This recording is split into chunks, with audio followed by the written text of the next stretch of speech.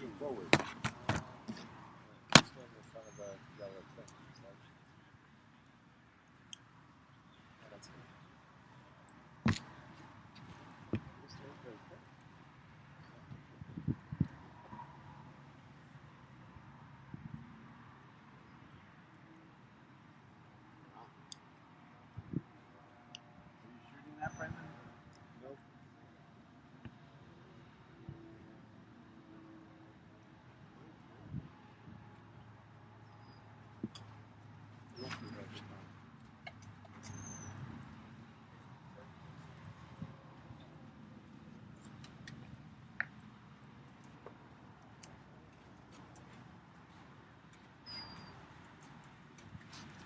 Well, good morning. Thank you all for being here. As we know, we've been working hard to make sure that the Transportation Trust Fund money from the supplemental expenditure that we put out in March is getting out and getting to work. And so for folks like those here at Capitol Health, that type of expenditure is very important to what they're doing. So we have behind us the I-95 pavement preservation project. It's resurfacing, it's bridge repair and safety improvements. $15 million that is slated to begin soon on I-95 north and south here in Mercer County. Will positively impact the lives of our residents, improving their commutes by making those commutes safer and easier. And these projects demonstrate just how critical it was to come to a TTF solution that was fair to the taxpayers and would also help to rebuild our infrastructure. This project will extend the functional life of the existing pavement and save on future rehabilitation costs. It's really important because about 86,000 vehicles travel this section of roadway every day, and having adequate pavement is imperative to the folks driving on it in that daily commute. To that end, I want to remind you that the percentage of good pavement on our NJDOT roads has increased to 67% in 2016 from where it was when I entered office in 2009, which was 47%. NJDOT is continuing to maintain our roadway infrastructure in a state of good repair, and preserving the state's pavement investment is a high priority for the department. For the past 6 years, NJDOT has resurfaced an average of 664 lane miles each and every year. That means on average 8% of our roads get new pavement every year. DOT's work on this particular project encompasses 3 travel lanes in each direction for 5.3 miles in Ewing Township, Hopewell, and Lawrence, and I-95 from Lower Ferry Road to the ramps for Route 1. In Mercer County, in addition to the I-95 project, there are 4 other TTF projects in Mercer County underway right now with about $19.8 million expended, including 2 resurfacing projects and 2 bridge repair projects. Overall, there are 6 TTF-funded capital projects in concept development or design, and 33 DOT capital projects in design or under construction in the county. These projects are essential to maintaining consistent growth of our state's economy, not only by creating jobs for the men and women who do the work on the roadways, but also by making sure that our folks who are using our infrastructure are using it in a way that doesn't damage their vehicles, and we haven't even begun to talk about what we're doing on the mass transit side as well. So we're going to continue to let people know how their money is being spent. And fact is that $400 million supplemental is a big part of what we're going to do, but just the beginning. We've submitted to the legislature, and I expect it to be approved at the time of the budget. Now a $2 billion spending program in state funds alone, matched by $2 billion in federal funds for the TTF for fiscal year 2018. That'll be a 25% increase over what we have spent each and every year over the last 7 years, and that amount of money will go for the next 7 years beyond that, for a total of 8 years. The longest reauthorization of the TTF in its history, and it's funded through sufficient tax dollars to be able to get the job done. So we're looking forward to continuing to talk about these projects, continue to get them out there, helps to put people in our building trades to work, and helps to improve the infrastructure that we travel on each and every day. So I want to thank the guys standing behind me. I want to thank Commissioner Hammer for his work and the work of the people, the DOT. They're working hard to get these projects pushed out. in a fair and efficient and effective way. And I look forward to continuing to work with them as we continue to push these funds out the door and continue to improve the state's infrastructure. So, questions? Governor, off topic. Shocking. I know. What's your thoughts on the plan that was introduced the other day by the leaders of the legislature regarding school funding? I'm certainly looking at it, examining it. There's things about it that I find encouraging. There's things I find about it discouraging and unfair. And so we'll have to see what we're going to do. Can you elaborate a little bit? Pardon me? What's unfair about it? We'll talk, I don't negotiate out in public. I'll talk to the legislative leadership. Sweeney had said that you indicated to him that it's slanted towards the Democrats. Well, I mean, if you just look at the numbers of where money is going and how it's distributed, it raises some questions, and I want those questions answered. But I'm not. The Senate President has no business quoting me, and I certainly will make my conversations known to him and the Speaker in private as we go forward, and the Republican leaders. Which districts in particular is it unfair? Again, you're presuming that what the Senate President said is true, and what I'm telling you in response to your question is that the Senate President has no business quoting me to the press. I don't quote him. He has no business quoting me. Governor, are you concerned about the possibility of a government shutdown if you don't reach an agreement on this? No, the legislature has an obligation to send me a budget by June 30th. I'm confident they'll do so. If they don't and they decide to close down government, that's their business. I'll be sitting there waiting for a budget, as I've been every year, by June 30th, and I have no reason to believe that it won't happen this year. Questions? Governor, WNYC reported yesterday that Christopher Ray was still billing to the state for bridgegate work through April. What's that billing for? I was billing for the citizens' complaint. Quinnipiac has you at 15%. Can you go any lower? Sure. You can go between 0 and 15, I assume, David. I would working assume on that's a rhetorical question on your part. I told you guys, go back and check your notes and your tape, back when I was at 75%, that I didn't care or believe 75%, and I don't care about nor believe 15%. So, it just doesn't matter to me. The only way it would matter to me is if I were running for re-election. And I'm not, because I can't. And if I were running for re-election, I doubt it would be anywhere near that. So, the fact is, who cares? You guys care much more about that stuff than I do. I've said to over and over and over again, poll numbers matter when you're running for something. When you're not running for something, they don't matter a bit. And I don't care. Governor, a handful of states, attorneys general, are after investigating pharmaceutical companies' possible role in You'd have to go to the Attorney General's office and speak to them. I don't speak to matters that the Attorney General's office may or may not be investigating. Governor, why was Lieutenant Governor so surprised about the pick of Doug Steiner for his wife, the World War II? I don't know. You'd have to ask her. Mr. and Mrs. Steinhardt were informed on the Friday before the nomination that we would be nominating her the next week to the parole board. Mrs. Steinhardt had been pursuing that appointment for a number of months and working with counsel's office to put forward her credentials and have them be considered in light of everyone else. So why the lieutenant governor didn't communicate with her nominee for the state party chairman, you'd have to ask the lieutenant governor. I just don't know. But our office communicated with the appropriate party, which was Trudy Steinhardt, on the Friday before we nominated her, to let her know that I had made the decision to nominate her and that it would be done sometime in the next week. The Senate was back in session and we nominated her. So I don't know why the lieutenant governor didn't know. You'd have to ask the lieutenant governor. Are you happy with her choice of Michael Lavery? I can't hear you. I'm sorry, are you happy with her choice of Michael Lavery as the state? I don't know Michael Lavery, so I couldn't tell you. Governor, any advice to the lieutenant governor on choosing a running mate? Yeah, pick somebody that you like. Pick someone that you believe can be governor in the case that they might need to be. And pick someone who you think will be an effective messenger for whatever the thrust of your campaign is.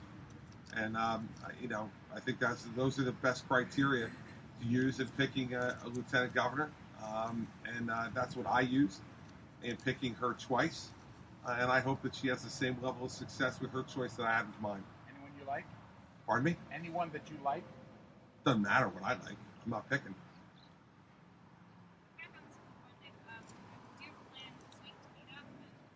Do I plan to? Do you have specific plans to meet up with Fredo and Sweeney? Sure, we'll meet sometime this week. What Wednesday? No, you intending on coming? I mean, you're not invited. Believe me, this is the last 10 days of this session. We'll be seeing each other a lot, I suspect. So, but specifically when, I don't talk about that unless you're actually invited to the meeting. And unfortunately for you, you don't have a major role yet to play in it. But, we live in hope. If we get to a stalemate, you might be the person to come in and break it.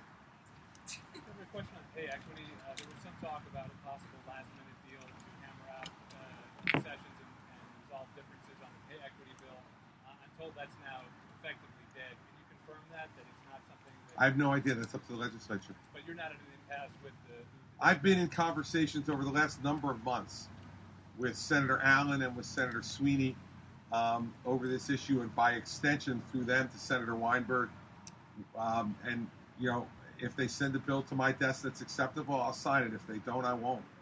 But I've had more personal meetings on that issue than I've had on many other ones in the past few months, and it's up to them now. They either pass something or they don't. Yes? Is there any update on the State House work? What's getting underway first? I'm supposed to get an update on the State House work this week, so I'll let you all know when I hear it, but work is going to begin in earnest, may have already begun in earnest. Basically what I told them was that they had to wait until, as we agreed with the court, to wait until the court made their decision, which was, I guess, last Wednesday. And it came out exactly as I thought it would be. It was a moot point. The issue was closed, and we conducted ourselves in a way that was completely legal, appropriate, and effective. And so now we're going to move ahead with the project. But what they're doing first, I'm not the construction manager on the job, so I don't know. But I'll get a briefing. I asked for a briefing for this week on just basically the timelines of how they're going to progress going forward over the course of my remaining time in office. So, but in general, broad outlines, as I said back in November when we announced the project will take about 4 years. So you would figure sometime in June of 2021, the people would be ready to move back into the State House if everything runs on time. Governor, you mentioned the fiscal year 2018 transportation plan. Just to clarify, that plan that's already been submitted as part of your budget, so that's not up for any further negotiation. I know it wasn't submitted as part of the budget, Charlie. It was submitted probably about a week or so ago to the legislature for their review. And they can always have conversations with me about it, so it's not a non-negotiable thing. But I think that, I've had consultations with members of the legislature as we were preparing the fiscal year 18 plan, so I don't expect any real big debate or discussion about it. Do you see a scenario where funding for those projects could be, part of the discussion over school funding? No, because it's a separate dedicated fund, Charlie, as you know. So, the gas tax money has been constitutionally dedicated to the Transportation Trust Fund. And really, it's not part of the budget. It is a separate item that gets approved by them. It's being done in the budget season because we spend TTF money on a fiscal year basis as well. But that won't be part of any part of the budget negotiations because it's funded totally separately, offline from the budget by gas tax revenue and borrowing. So that would be any changes to that would be an executive branch decision? No. Again, they have to approve the TTF, but not as part of the budget.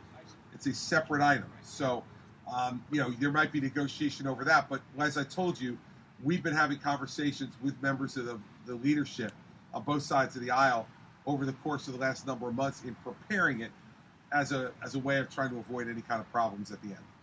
One question on the poll. I know that's your favorite topic, but No, it's your favorite topic. It's I could care less. But go ahead. But your numbers, it's declined, and that to reach this 15% generally, your numbers declined among Republican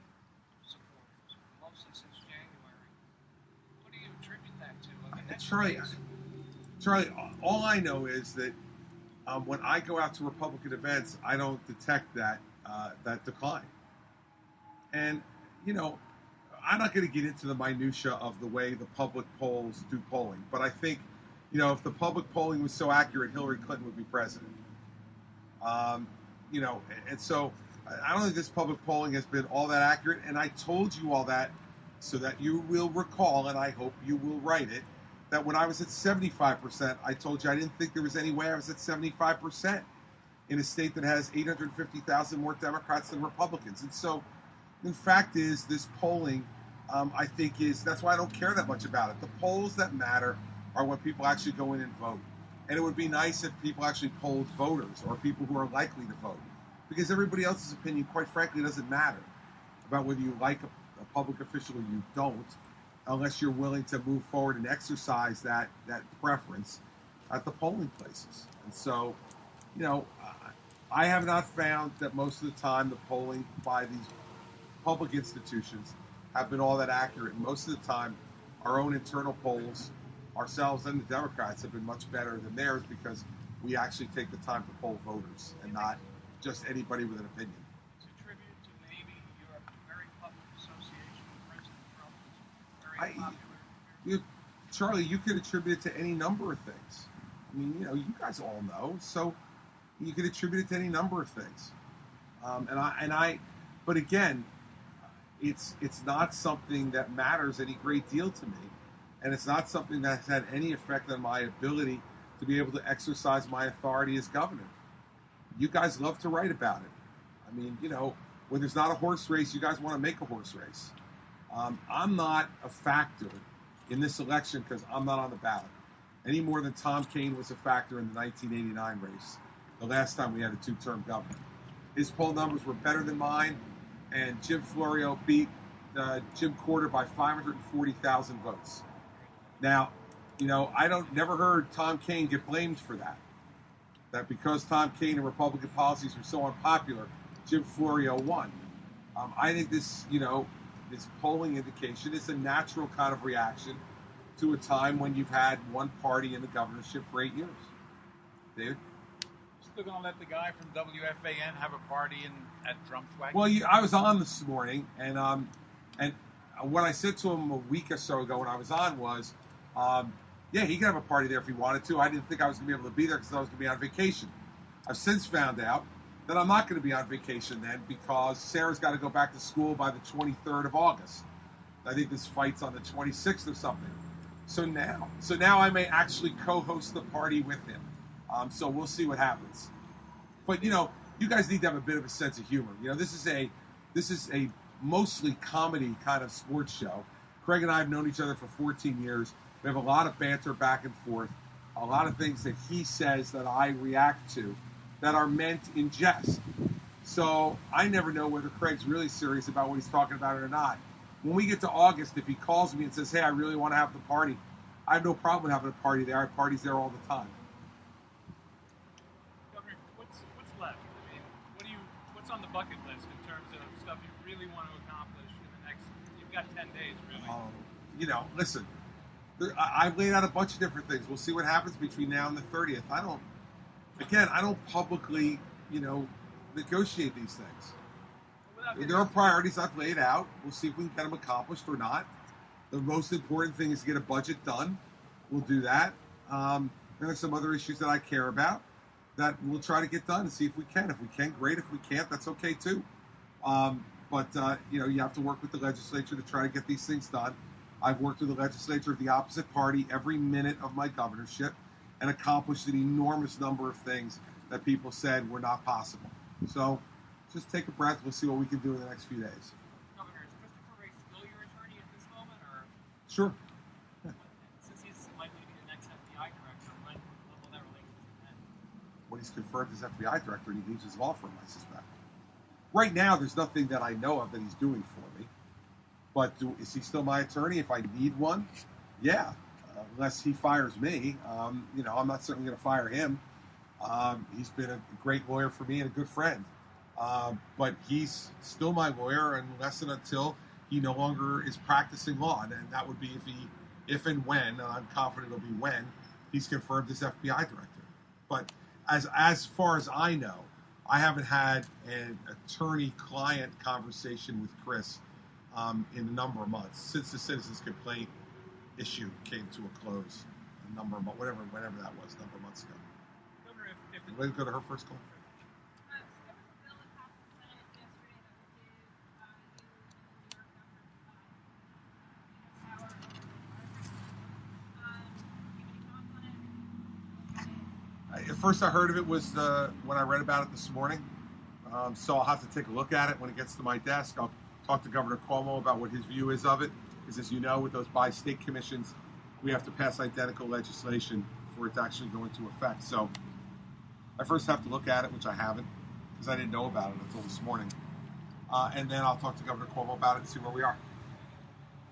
Governor, if the Democrats do wind up shutting down the government, do you reserve the right to just write in the fairness formula?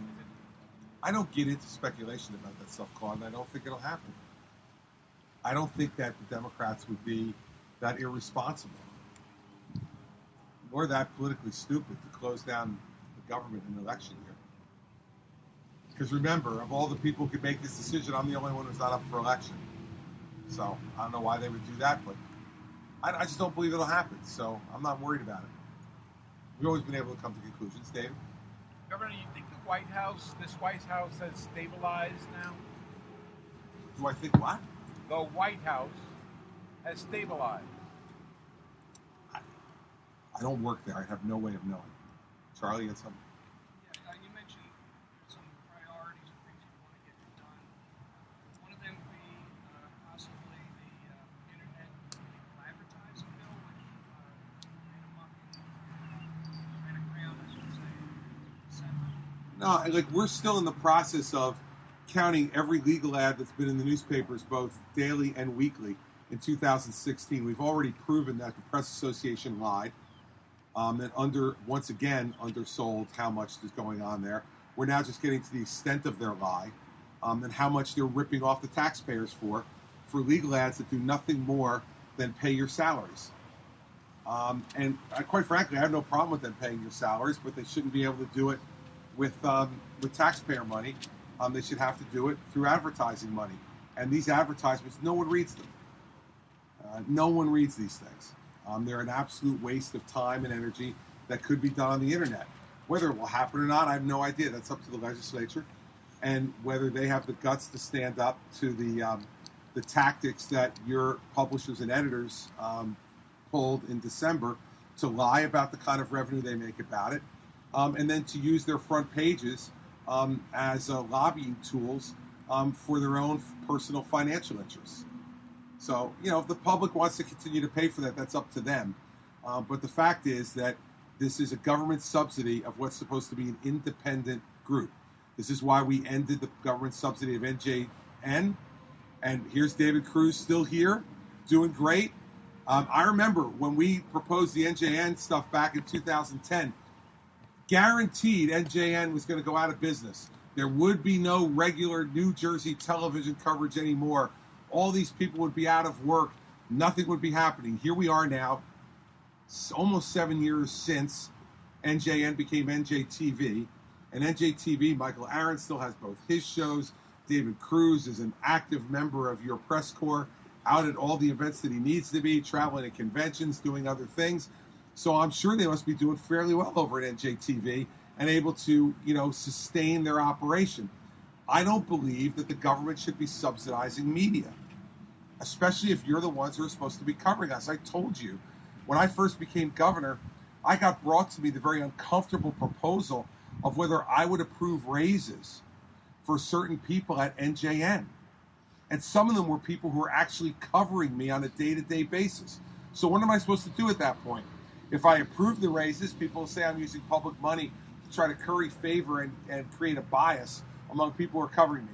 If I don't approve the raises, I run the risk of angering people on a very personal level in terms of how much money they collect every day in their paycheck who are covering me every day. That's why I think it's an awful precedent to have the government subsidizing media. And that is exactly what's happening here. with legal notices. And so, I understand that the advertising business in newspapers has gone pretty bad, and that now the only way they can get advertising, or at least most of their advertising, is to legally compel it from the taxpayers.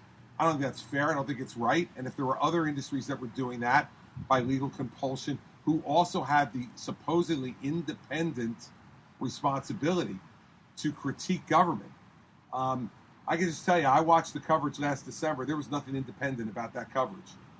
That coverage was all about survival, and about you, your editors, and your publishers wanting to survive on the public dole. Now, if that's what people in New Jersey want, that's what they're going to continue to get. If it were up to me, it wouldn't happen. These businesses should be able to survive on their own if their function is to independently evaluate what goes on in government. So if you brought it back into this, you plan to bring that up as part of the final budget negotiation? No, that's not part of the budget. Or part of the final? No, it's university Charlie. That's not part of the budget, so it doesn't belong in budget negotiations. I don't meld those things together. So, Governor, should we assume then that you've abandoned your support for the RFS, the Renewable Fuel Standard, the government subsidies for the ethanol business too? No, the ethanol business does not have an obligation to independently evaluate and police the political process, Claude. Basically, corn farmers are not out there writing on blogs every day to evaluate what's going on in Iowa state government. You all have an obligation, supposedly, to independently evaluate, investigate, and write, supposedly, objectively about government. It's very difficult to do that when, at least on the newspaper side, the overwhelming majority of your newspaper's revenue, your newspaper in particular's revenue, comes from government-compelled advertising. And the reason that you can see it's not objective is you saw the way your newspaper reacted when the legislature was planning on ending that subsidy. You ran front-page advertisements attacking everyone who was doing that, even though it was only in your personal financial interest. And so the fact is that the veil of objectivity was pulled away from you all when you had the opportunity to have your own ox ready to be gored. Just the fact of the matter. The facts lay that out very clearly. So if that's the way you guys want to operate, that's fine. If that's the way New Jersey wants to operate, it's fine. My view is the citizens should not be subsidizing the press. The press, to be truly independent, should not be taking government subsidy, and especially government subsidy to the extent that the newspaper industry in this state is now taking it, which is the overwhelming majority of the revenue that's produced for newspapers in this state now is produced by it. And the New Jersey Press Association now consistently twice lied about that revenue. And when we're done counting every single ad from 2016, we will, and that's an arduous process. We're now done with all of the dailies. So all you daily newspaper folks, we've got your numbers, and your numbers exceed what the Press Association said was the amount of revenue for the entire industry. Dailies and weeklies. The dailies alone exceed that number.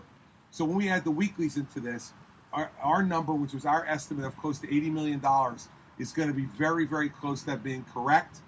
And, we'll then see what the Press Association, the next lie that the Press Association puts out in trying to defend itself against the indefensible, which is that they believe they should have the citizens subsidizing them, but then let the citizens believe that they can somehow be objective when evaluating this. They can't, and they proved that in December.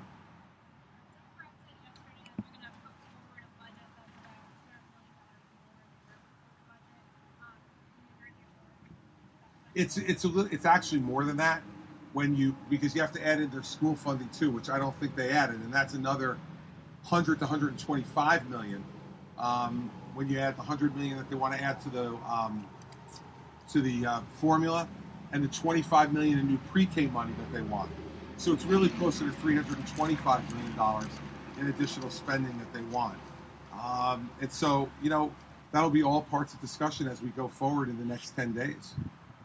But they've got to show how they're going to pay for that, because that's money over and above the balanced budget that we put forward in February. So they're going to have to show how they're going to be able to pay for that. Go ahead, Michael. On the 2018 Transportation Capital Plan, what are the major projects in there, any major improvements? There's so many projects, Michael. I mean, it's $2 billion worth of projects. So it's a tremendous amount of projects. I can't go through them. You might want to call DOT, and I'm sure that Commissioner Hammer could give you a briefing on what's been proposed. But off the top of my head, I've gone through the plan. There's significant amount in mass transit in there.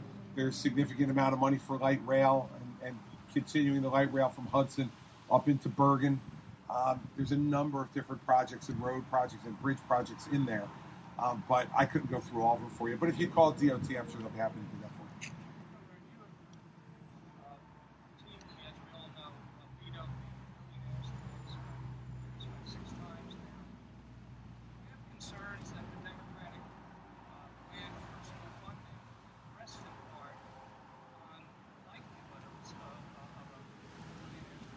Well, this year's doesn't. This year's doesn't because they know there won't be one. But we'll see who wins the election.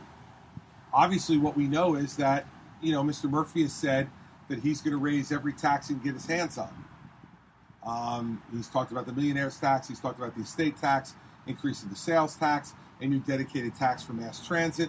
So, if Mr. Murphy wins, I'm sure they're all just going to be fighting over how much to spend. It'll be back to the Corzine years where they're fighting over how high to raise a tax, not whether to raise a tax or not. So if he wins, there'll be a new era in New Jersey where we go back to unaffordability to the point where people will be leaving here in bigger numbers than they've left over the last 8 years. They also have shown no interest in extending the interest arbitration caps. And if that is not extended, then you've gone through an era now of 6 years in a row with an average of 2.04% property tax increases after 10 years of 70%. So we've gone from 70% in 10 years to just a shade over 14% in 7 years. If you don't extend the interest arbitration caps, get ready again for a tripling or more of the property tax rate increase we've seen in the last 8 years. But these are choices. And from listening to Mr. Murphy, his choice is that he wants more and more of New Jerseyans' money because he believes he knows how to spend it better than they do. And so school funding is just a small piece of it, Charlie. And, again, the millionaire's tax, they're estimating $600 million a year. My guess is there's no way they get anywhere near that. My guess is it's much closer to somewhere between 450 and 500 that you'd get from the millionaire's tax. I guess the way I'm trying to ask you is, sign off on this deal, will you be effectively signing off on a millionaire's tax? No. All I'd be signing off on is what they're spending this year. Believe me, if they put a millionaire's tax forward this year, it would be vetoed. If they put money forward that was dependent upon the millionaire's tax, that money would be line item vetoed. And I've proven that over all my 8 years. So there would be no change. And by the way, that's why they're not putting it forward. They're not putting it forward because they don't see any political advantage to another veto that would put a spotlight for the people on New Jersey about the difference between the Christie administration and any future potential Democratic administration. They don't want to put a spotlight on that this year because if they did, that would be politically disadvantageous to them, I suspect, in a state that's insensitive to tax increases as this one is. Governor, if I can come back to the TTF, what's your assessment at this point for the public of the return they're getting from these projects to the increase in the gas tax? Well, listen, the fact of the matter is that if you want to be able to improve infrastructure, I always thought that the hue and cry over infrastructure problems was overblown. We're spending $3.2 billion a year on improving infrastructure every year that I was governor. Now we'll spend $4 billion a year. So you'll see more projects done, and you'll see more things done more quickly.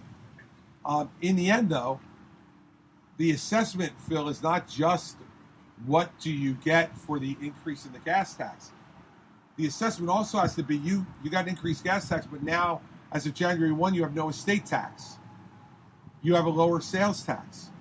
You have a greater income exclusion for retirees on retirement income that you've already paid taxes on before. And veterans are getting an additional tax break. $1.4 billion in tax breaks compared to a $1.2 billion gas tax increase. So the assessment is you're getting better infrastructure, more projects done more quickly, and also you are getting a $1.4 billion annual tax cut with the elimination of the estate tax, the lowering of the sales tax, and the exclusion that's been placed on retirement income.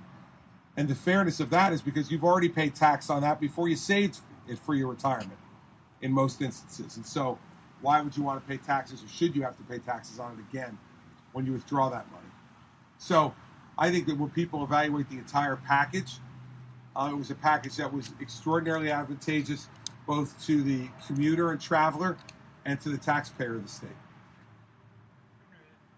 From your U.S. Attorney days, the federal judiciary is thinking of sealing off public access to the PACER system in an effort to protect cooperating witnesses.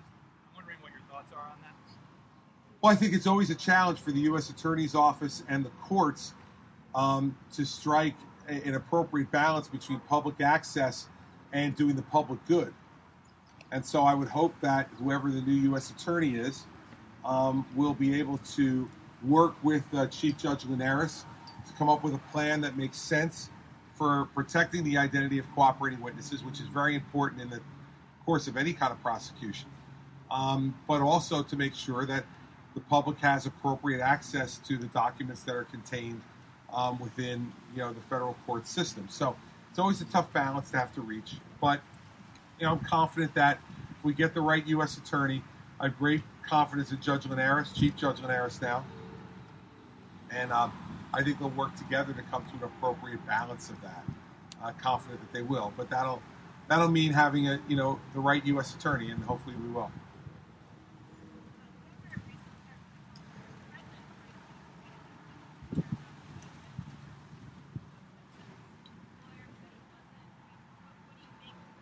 I just take what his lawyer said at face value, which is that the president was referring to the media reports about him being under investigation. So I just take that at face value for what his lawyer said. I assume he's speaking on behalf of his client. And I think we all know that Twitter lends itself to shorthand type of and not detailed explanations, which is why I've said previously, both publicly and to the president, that there are certain topics that probably would be better left off of Twitter because it doesn't allow you to be able to give people background and nuance in 140 characters. And so, I think this is probably one of those instances. I think his lawyer was pretty clear from the shows I saw over the weekend that they have not been advised that the president's under investigation. And so, I don't think you have any choice but to take them at their word until you hear something definitively different from someone. Now, I'd also caution that, at least in my experience, when I was the U.S. Attorney, I didn't typically advise people when they were under investigation. Now, if their lawyers ask specific questions, you need to be honest in response. But, I didn't typically let people know one way or the other, which is, I think, why this whole conversation was kind of strange. And, Jim Comey himself saying that he said 3 different times that the president was under investigation. That was not something that I would have typically involved myself in or allowed my office to be involved in when I was U.S. Attorney. I often said, for the people who covered me at that time, that the U.S. Attorney's Office operates best when it operates quietly. And I think that's why we won as much as we did when I was there.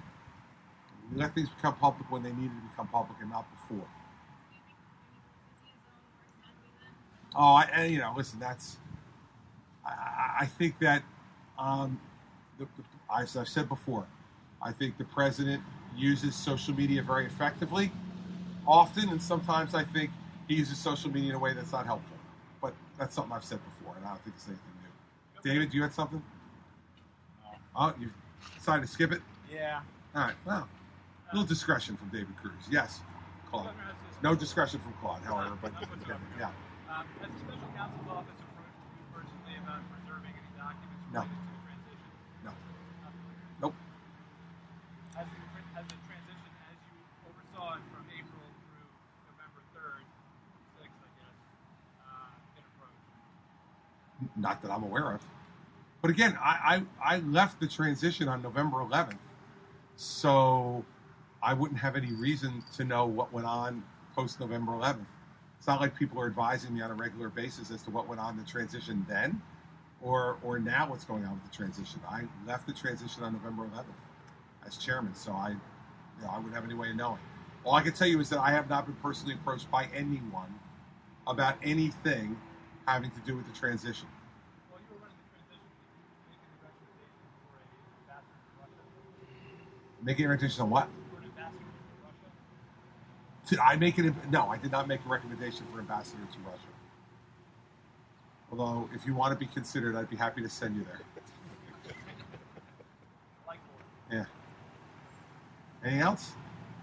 Yes, Paul. Sweeney says that he's going to keep the SFRA and use it, I guess, for the next, 4 years or whatever. You wanted to get rid of the SFRA. What's your thought on his decision not to? Is that going to be a problem in the next 10 days? And what do you think? Well, Paul, I don't have the votes to get rid of the SFRA. Right? I mean, it's not something that I can do unilaterally. If it was something I could do unilaterally, I would have done it 8 years ago.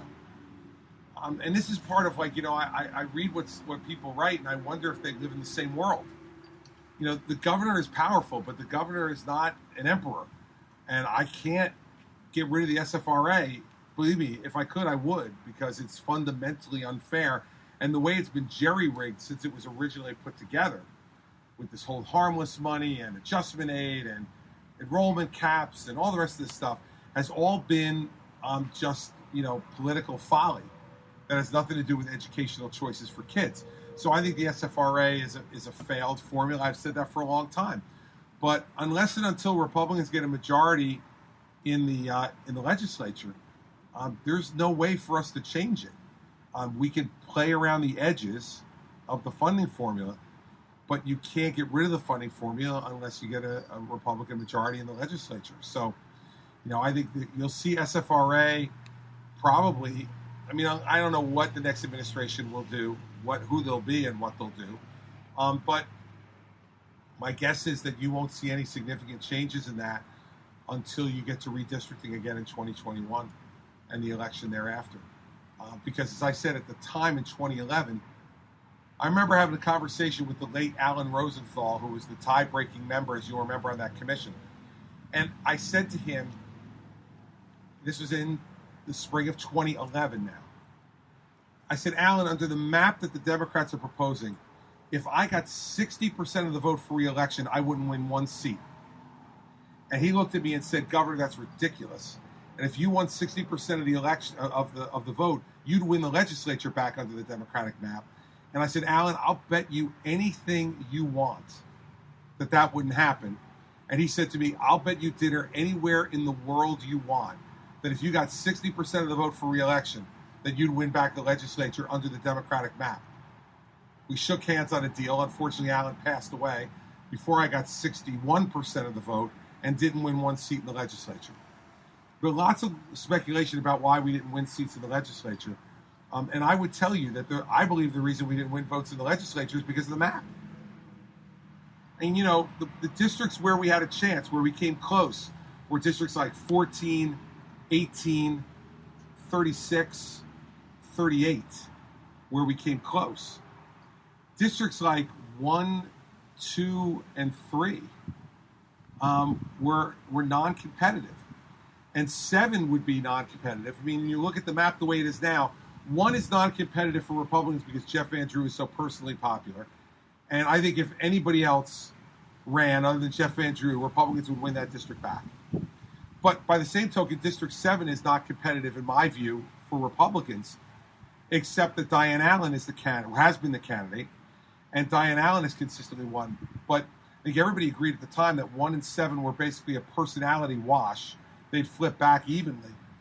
But the rest of those districts are just non-competitive. And if you have a guy at the top of the ticket who's getting 60% of the vote, and you can't win one seat, the reason for that is the map is gerrymandered. And gerrymandered to the Democrats' favor. And I said that in 2011 to Alan Rosenthal. He didn't buy it. I only wish he had been alive for a whole variety of reasons. Come 2013, when I actually won 61% of the vote and didn't win a seat, I would have gotten a great dinner out of it. And I think it would have also changed, because he would have been alive to talk about it, the conversation heading into 2021. But that's where school funding is going to either make or break in the next cycle.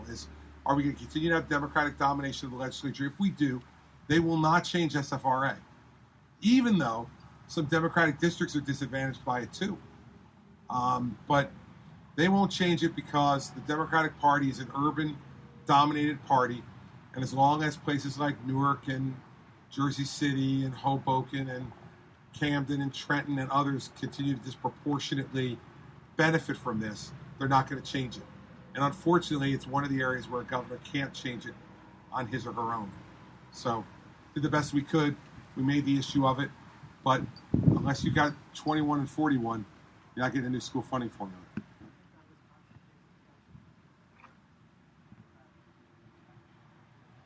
Well, I think the Wisconsin case, the Supreme Court could have impact everywhere. It's pretty broad from what I read. So, I don't know whether it would specifically apply to New Jersey. Depends on how the court rules and what the nuance of that ruling would be and which way it goes, obviously. So, I don't know. But certainly, it seems like a pretty broad grant of cert by the U.S. Supreme Court. And so we'll have to see what they're going to do about it. But in the end, this was, unfortunately, the late Professor Rosenthal made a mistake by his own admission. Because if he believed that Republicans would and should take the legislature if someone at the top of the ticket gets 60% of the vote, and then I actually got 60% of the vote, and then win one seat net, I think Alan would have, if he were still alive, because I believe Alan was an honest guy. I think Alan would have admitted he was wrong, and that he chose the wrong map. And I think that choosing that wrong map certainly changed the course of this administration, and has changed the course of history in the state. Other questions? All right, well, enjoy the beautiful day, everybody. We'll go back to Trenton and have meetings. Some meetings. We'll see which kind. See you soon.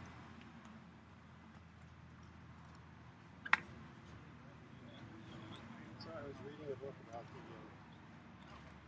battle of from New York to Virginia.